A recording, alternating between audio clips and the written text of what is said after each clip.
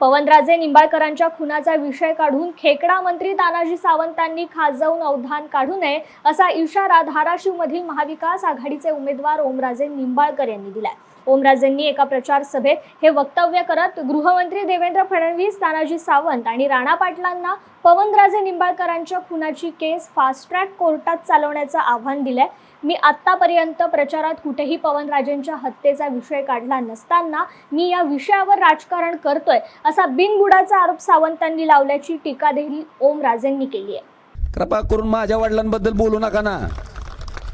बरं, त्यांचं म्हणणं असं आहे की माझ्या वडिलाच्या हत्येचं राजकारण ओमराजे करतो।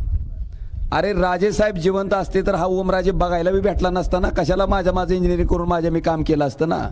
मी आलो कुणामुळं? बरं, त्याच्या पुढचं माझं म्हणणं आहे की आजपर्यंतच्या भाषणात आत्ताच्या ह्या निवडणुकीत मी एकदा तरी काढला का हो विषय?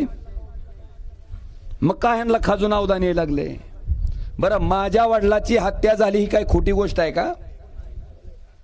कशामुळे झाली? बरं, त्याचा केसचा निकाल त्या ठिकाणी कारवाई चालू आहे त्या केसची। माझं असं म्हणणं आहे, काल देवेंद्र फडणवीस स्वतः खेकडा मंत्री आहे, ह्या दोघांनी माझं जाहीर आव्हान आहे की हे राजेसाहेबाच्या हत्येचं प्रकरण शेवटच्या टप्प्यात आहे। तुम्ही गृहमंत्री आहेत, फास्ट ट्रॅक कोर्टाकडे तुम्ही द्या प्रकरण, 1 महिन्यात निकाल लावा म्हणा। तुमच्या हातात सगळी यंत्रणा आहे। का देत नाहीत? त्यांना माहिती आहे दोषी सापडणार आहे म्हणून। रोज तारखा वाढवून घेतल्या जातात, रोज काही ना काहीतरी कारण दिलं जातंय।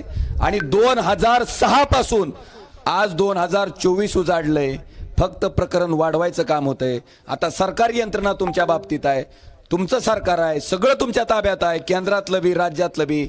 माझं त्यांना आव्हान आहे की तुम्ही तुमची यंत्रणा वापरून महिन्यात काय तर दूध का दूध, पाणी का पाणी करून टाका ना म्हणावं, सिद्ध तर होऊन जाईल। पण कृपा करून मला डागण्या द्यायचं काम करू नका।